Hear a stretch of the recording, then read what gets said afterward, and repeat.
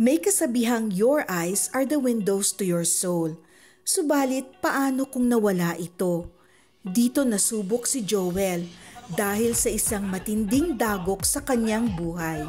Pagpunta yun, diretso siya tutok sa baril sa live-in partner niya. Kasi binantaan niya patayin. Binaril ako po sa inside my office.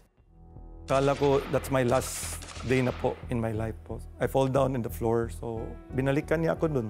Sa ulo talaga yung intention niya. Pero I think with God's grace siguro sa akin na baka yung kamay niya minove. Natamaan ako dito pero yung mata lang ang na damage ko. Nang malaman ng asawa ni Joel ang nangyari mula sa sekretary, I asked the Lord and I said, kneel down, we need to pray. Sabi ko, Lord, this is the first time talagang I'll really ask for your mercy. Please spare Joel's life and then save him.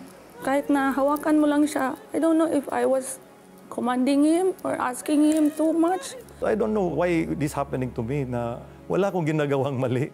habang nasa ospital, napag-alaman niya sa doktor na hindi na maisasalba ang isa niyang mata. I'm so depressed, devastated ako. Yung wife ko nag-comfort sa akin, pumunta sa akin and hold my face. Then sabi niya, Dad, can you still see me, Dad?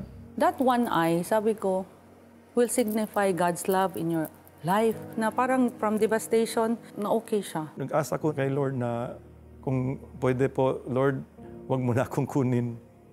Ganon, nag-bargain ako sa Kanya. I'm so blessed talaga kasi binigyan ako ni Lord ng second chance po. Yeah, at least yung vision ko, at least even one eye, still malawak pa rin ang yung vision ko. Sa pagkakataong ito, bumuhos ang suporta ng ilang church members kay Joel. May mga kaibigan kaming pastor, nagpunta doon, nag-pray sa amin, nag-pray over. Grabe yung blessing ni Lord. I cannot thank Him enough. We are really having a good time and mga friend namin na nag-assist sa amin. They send us food and they send people to pray for Joel every day. Nilagyan ng titanium ang kaliwang bahagi ng mukha ni Joel dahil sa tindi ng pinsalang kanyang natamo.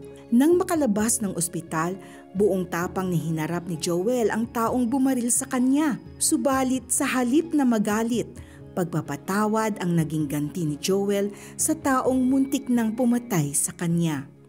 100% ko siya pinatawad. Wala akong hatred sa kanya, wala akong bitterness. How come I cannot forgive that person na even God forgive us? Mas grabe pa tayo, di ba? He died for us in the cross and cleansed our sins, right? Lumipas ang ilang taon matapos magpatawad ni Joel, naghimala ang Diyos sa kanyang buhay.